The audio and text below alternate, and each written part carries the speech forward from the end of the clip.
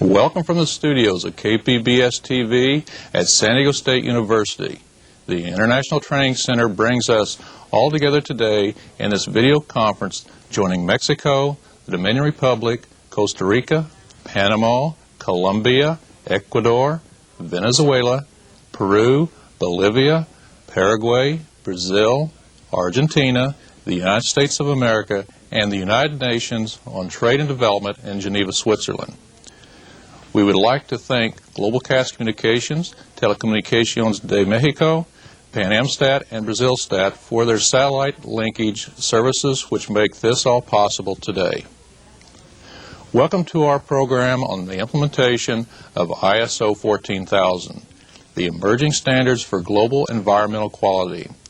This is the 10th video conference of the series Principles for World-Class Performance. My name is John Thompson. I will be your moderator for today's program.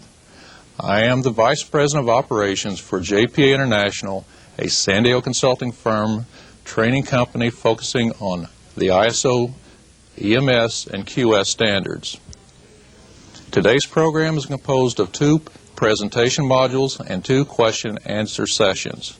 We look forward to your live participation. In the past 10 to 12 years, we have seen an emerging interest in the implementation of quality and environmental management systems. Much has been written and spoken about them. We first started receiving messages on how the European community was going to use ISO 9000 as a form of trade barrier. So naturally, companies that wanted to continue doing business in Europe worked towards becoming an ISO registered company. What many of the companies actually found out was that it also improved internal operations and controls. The ISO 9000 standards was the beginning of many standards in the international standards family. From this family, we have seen several industries, interested organizations, and companies develop specific standards. For example, the automobile industry in the United States has developed the QS 9000 standards. Today's video conference will discuss one of these families, the Environmental Management System, ISO 14000. We are very fortunate to have 2 distinguished speakers participating in our program. They will be presenting the ISO 14000 background and the requirements and implementation of your environmental management system. We will also have viewpoints on regulatory, criminal, and other risk factors to consider. It is a pleasure to introduce today's expert speakers, Ms. Jennifer Kraus and Mr. Wayne Rosenbaum. Ms. Kraus currently serves as principal with Global Environmental Consulting Company, Inc., based out of San Diego, California. She specializes in providing multidisciplinary environmental services to clients in the United States and Mexico. Her work over the last 6 years has centered on the development and implementation of environmental management systems that conform with international standards, such as ISO 14001. She assisted SGS Thompson Microelectronics, Inc. in San Diego in becoming the first company in the United States to obtain ISO 14001 certification. Over the last 6 years, she has served as an associate with Dames & Moore, an international consulting firm. Prior to that, she managed the Environmental Resources Management Program for General Dynamics Electronics Division. Ms. Kraus is currently pursuing her Ph.D. in Public Health here at San Diego. She received her Master's in Public Health from UCLA and her Bachelor's in Biology from Princeton University in 1985. She is a certified hazardous materials manager and a registered environmental assessor with the state of California. She has published several professional articles regarding environmental management system development and implementation in multicultural settings. She also authored a chapter for the ISO 14000 handbook published by SEAM Publishing Services. Mr. Rosenbaum is currently an attorney with firm Higgs, Fletcher, and Mack, where he specializes in the legal aspects of environmental issues. He is a registered California environmental assessor and an environmental manager recognized by the U.S. National Registry of Environmental Professionals. He has over 18 years of professional experience in the environmental technology industry, including executive positions at Rokentech, ECAM, and other well-known corporations. Mr. Rosenbaum holds a BS degree in mathematics and chemistry and a master's degree in administration from Rutgers University and a Juris Doctorate degree from California Western School of Law in San Diego. Mr. Rosenbaum publishes an ISO 14000 News and Views, a biweekly electronic newsletter, and is the author of the book, The Legal Benefits and Pitfalls of ISO 14000, to be published this fall. A very warm welcome to both of you, and to begin with a question I'm sure we have all heard, and that is it better to implement ISO 9000 first and then implement ISO 14000, or should a company just implement ISO 14000? And Jennifer, may we start with you first, please? Sure, absolutely. You know, John, I really don't think it's better to implement ISO 9000 before ISO 14000. However, there's a definite advantage if you are already an ISO 9000 certified company and have now chosen to go the ISO 14000 certification route. And the reason for that advantage is because you have an existing infrastructure within your facility that you'll be able to take advantage of. You have procedures for document control. You have an internal auditing program. You've been through the management review process. So there are some things that are already in place that will serve as a good solid stepping stone and help you with your ISO 14000 certification efforts. Great, great. Wayne, would you like to add to that, please? Well, I certainly would agree with Jennifer that there is an advantage in terms, if you have 9000 in place, in terms of having developed an infrastructure. There's also, at least in the United States, some level of risk because, as you know, 9000 sets its standards based on customer requirements. 14000 has a significant component set by rules, regulations, laws of that particular jurisdiction. And so sometimes we see companies who are not as sensitive to those rules and regulations in developing their environmental management system if they've come up through the 9000 model. Thank you. So if I may summarize what you both have said is that you can pursue either standard for registration or certification, but you may get the benefits of control from ISO 9000, but to protect you from possible legal aspects, you may want to look at ISO 14000 first. Well, thank you for your comments. Now let us begin with Module 1, in which Ms. Jennifer Kraus will introduce us to the basics of the Environmental Management System, ISO 14000.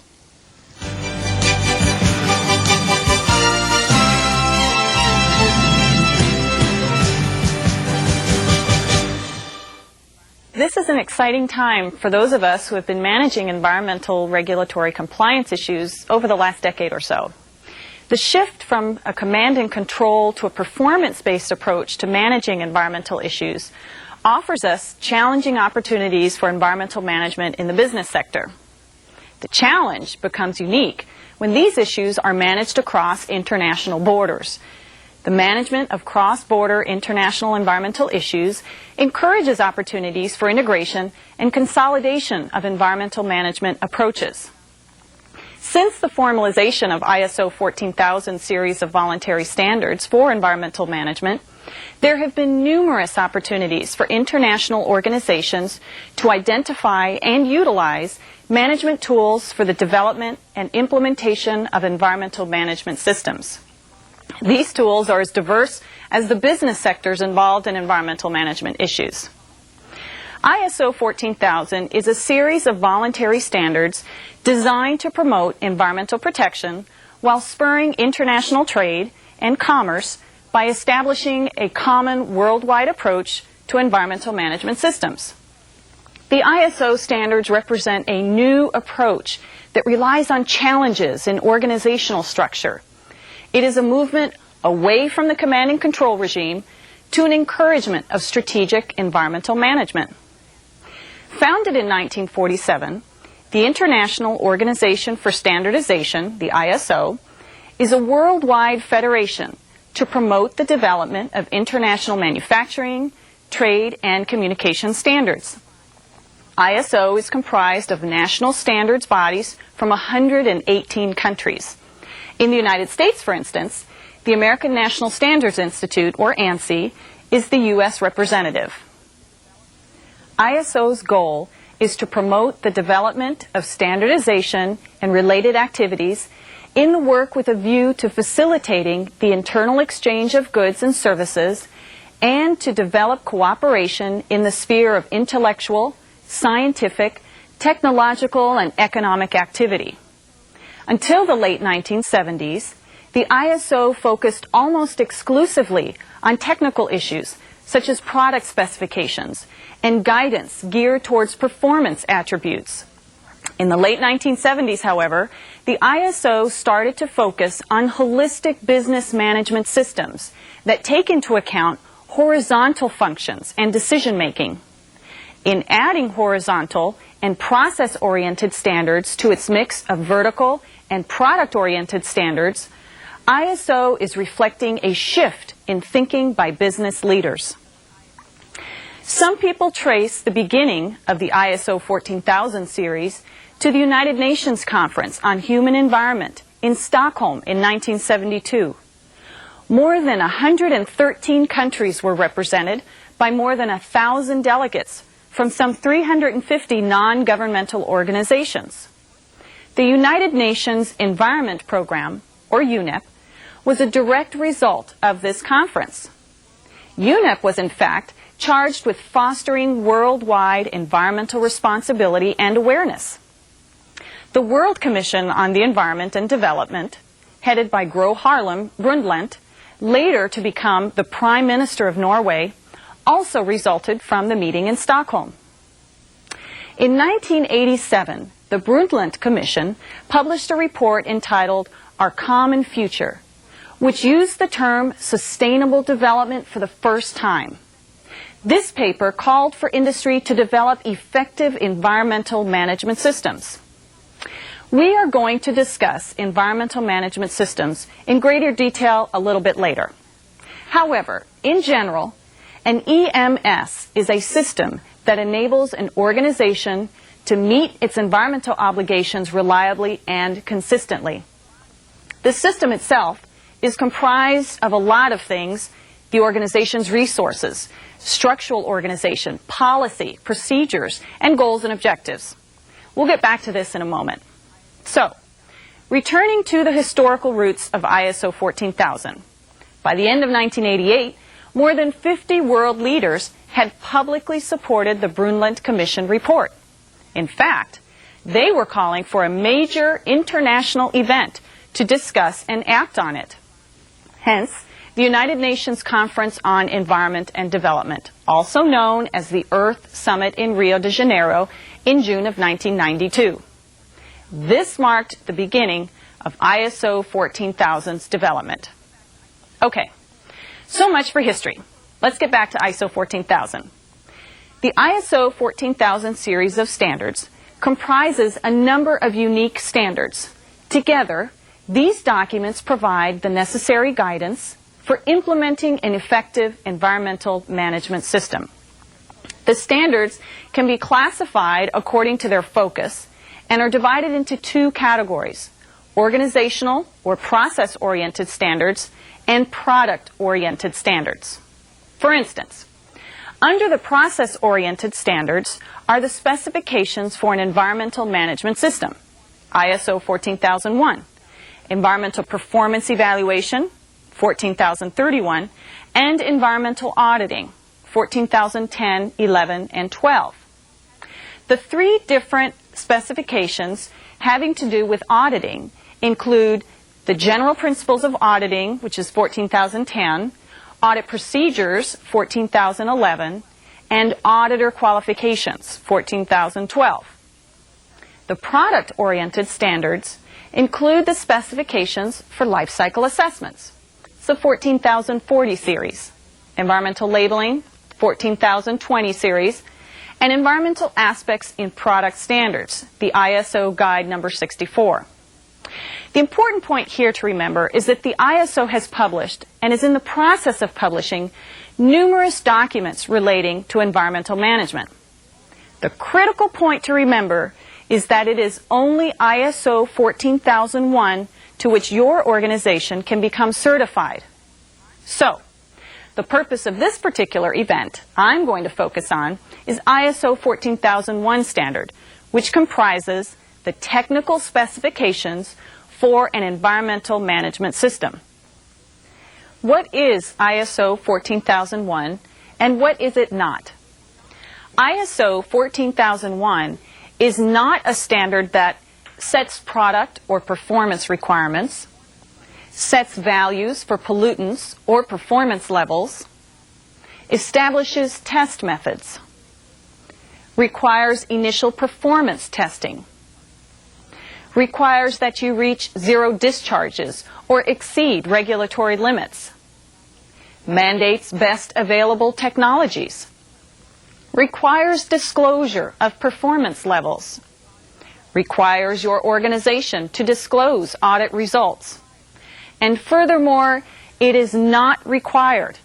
It is a voluntary standard. ISO 14001 is, however, a framework for managing significant environmental aspects that your organization can control for use by any organization, regardless of size, nature of business, and location.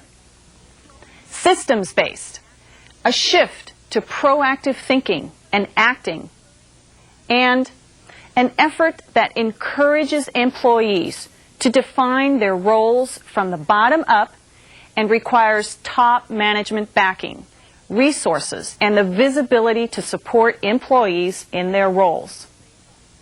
Therefore, an organization demonstrates its commitment to protection of the environment by adopting the ISO 14001 standard. This action shows the public that it is an environmentally responsible company. Word has it that this standard may soon become a requirement for doing business in Europe and other regions. Consequently, there has been a tremendous move among businesses in the United States and internationally to begin positioning themselves to become registered under these standards. So, the benefits associated with obtaining ISO 14001 certification or simply conforming to the standard include, but are certainly not limited to, first, protection of the environment. The standard entails the creation of objectives and targets that help support an organization's environmental policy and help minimize negative impacts to the environment. Second, equal competitive basis certification or conformance should help put organizations on a more equal playing ground in terms of the time and money they spend to help protect the environment. Third, establishment of effective management systems.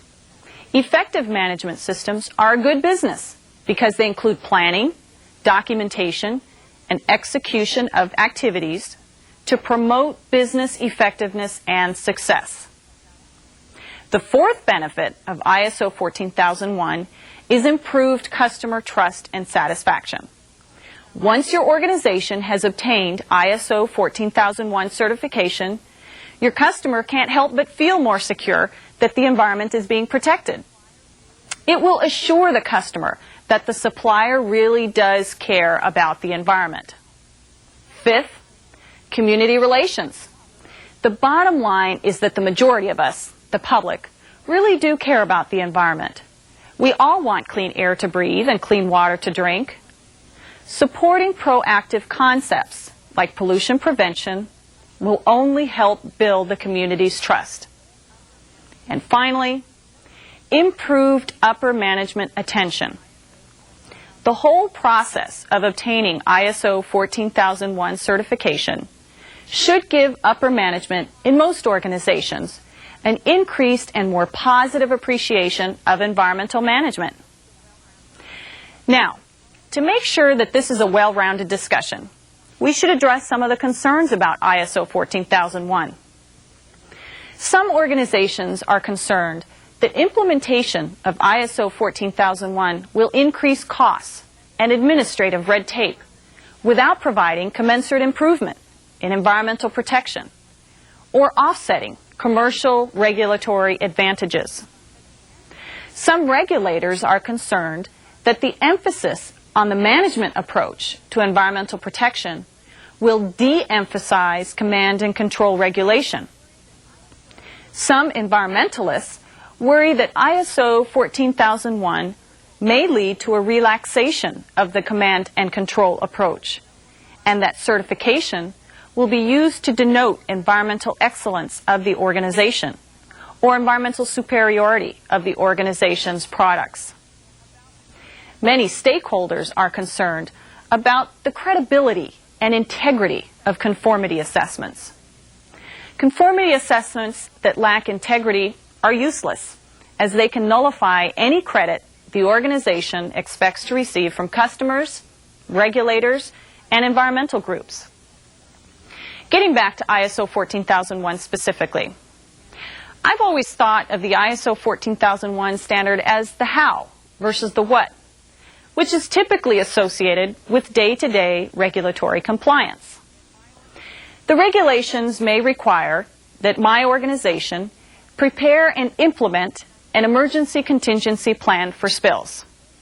I've satisfied the what by writing the plan, distributing it, and conducting some training so that my employees know what to do in the event of a spill.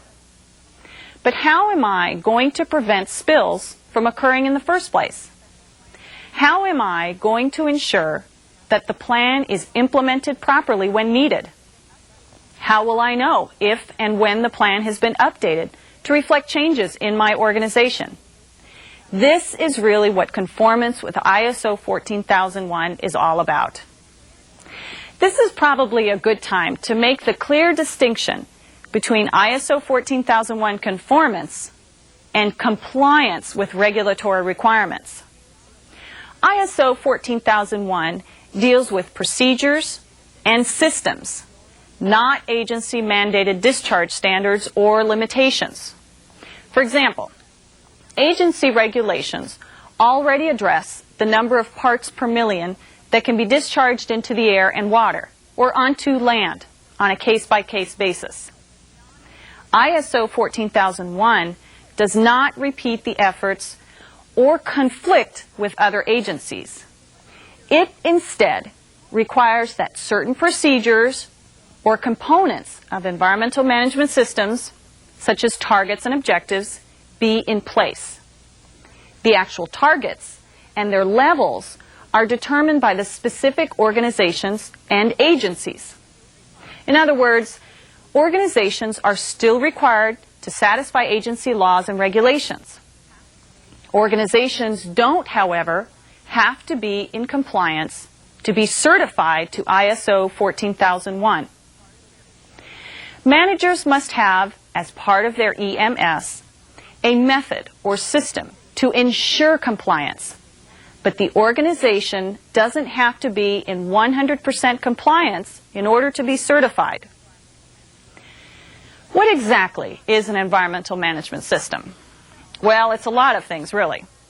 The standard itself defines it as the organizational structure, responsibilities, practices, procedures, processes, and resources for implementing and maintaining environmental management.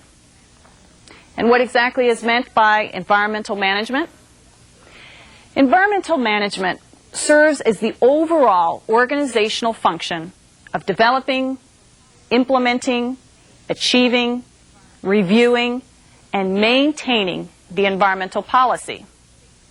The policy is defined as the statement made by the organization of its intentions and principles in relation to its overall environmental performance. The policy provides a framework for action and for setting environmental objectives and targets. An environmental management system can be viewed as consisting of 5 major components: policy, planning, implementation and operation, checking and corrective action, and management review. So back to the definition of an EMS. If this sounds all a little theoretical and perhaps fuzzy, it is. But it is for a reason. The fuzziness allows you and your organization some flexibility in terms of how you interpret and implement the standard. This definition also re-emphasizes the point that the standard encourages a systematic and interactive approach to environmental management. And this systematic approach must be dynamic. Only a dynamic system, one that is constantly changing, can achieve continual improvement. So how do you ensure continual improvement? Or better yet, how do you even begin to implement the EMS so that there are opportunities for continuous improvement? Well, one of the most effective ways to do this is to utilize the plan, do, check, act approach. Some of you may be familiar with this concept because of your background and experience in implementing ISO 9000 quality systems. Once you've established your policy, planning is critical. As the saying goes, if you fail to plan, you plan to fail.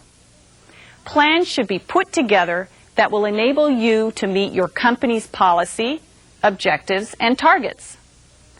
To be consistent with the standard, ISO planning managers should consider the following issues.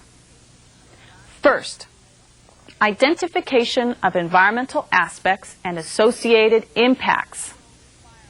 Second, legal requirements. Third, environmental policy. Fourth, internal performance criteria. Fifth, environmental objectives and targets.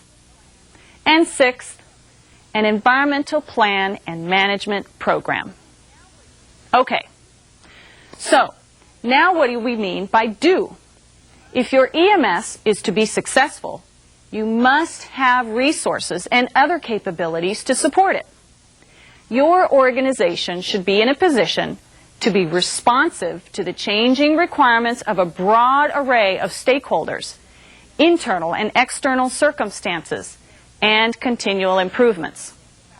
Therefore, you may want to think about considering resources, human, physical, and financial, EMS alignment and integration, accountability and responsibility, environmental awareness and motivation, knowledge, skills, and training, communication and reporting, EMS documentation, operational control, and emergency preparedness and response. The third part of the plan checking is pretty straightforward. You can gauge the success of your EMS by monitoring and measuring its effectiveness. How well are you performing against your objectives? Remember, what gets monitored gets measured, and what gets measured gets managed. Therefore, you should evaluate, first, monitoring and measuring efforts, second, corrective and preventive action, third, EMS records and information management, and fourth, audits of the EMS. Finally, your organization's EMS is a framework that should be continually monitored. You'll have to keep up to date on the dynamic internal and external factors that affect both environmental policy and environmental activities. Think about treating the management review as the first step in the overall EMS process, rather than the last. The findings of this review have to be top quality action if you expect your employees to embrace the system. Let's say you've made the decision to either pursue ISO 14001 certification or conformance to the standard. Where do you begin? What I'd like to share with you now is a recommended approach for developing and implementing an ISO 14001 EMS. My recommended approach consists of 8 major steps. These steps are training, gap analysis, assessment of environmental aspects, objectives and targets identification, environmental documentation, employee awareness campaign, registrar selection, and finally, pre-assessment. Though I will discuss each of these steps separately, they are not meant to be completed and managed separately. On the contrary, overlap and integration is encouraged and necessary throughout conformance activities. The more holistic the approach you take, the better. The first step is training. The purpose of this step is to ensure that there is adequate knowledge about the ISO 14001 standard and a common understanding of the issues and basic elements of an EMS. The training will also establish a common starting point and uniform knowledge base for the team within the facility that will be actively working to conform to the standard. Training can take place at different levels and target different individuals based upon roles and responsibilities within your organization. Training varies in terms of sophistication and length depending upon the background of the people being trained and the purpose of the training. General awareness training for senior managers, for instance, may consist of brief presentations over a 1 to 2 hour period. More technical training, however, may be required for those intimately involved in the ISO 14001 conformance efforts and could last from 1 day to 1 week. The second step is gap analysis. The purpose of the gap analysis is to compare your organization's EMS to the EMS elements presented in the standard. We are simply looking for gaps between what's there and what should be there. The gap analysis is an essential tool to enable your organization to fully understand the level of effort that must be applied to conform to the standard. Once completed, additional steps and activities may proceed. When performing a gap analysis, I typically recommend that a simple spreadsheet or checklist be utilized. This enables a systematic review of all standard elements while documenting findings in a clear, concise, and easy-to-manage format. The findings can be used to prepare an action plan for the organization that lays out what it must do in order to achieve conformance. How this is to be accomplished and who will be playing what role in conformance-related activities should also be included in the action plan. Information that should be documented when performing a gap analysis includes the standard section number, title or element to be reviewed, for example, policy, description of the requirement, status of the organization's conformance, status with respect to the element being reviewed, relevant facility documentation, the priority, responsible party, and estimated completion date.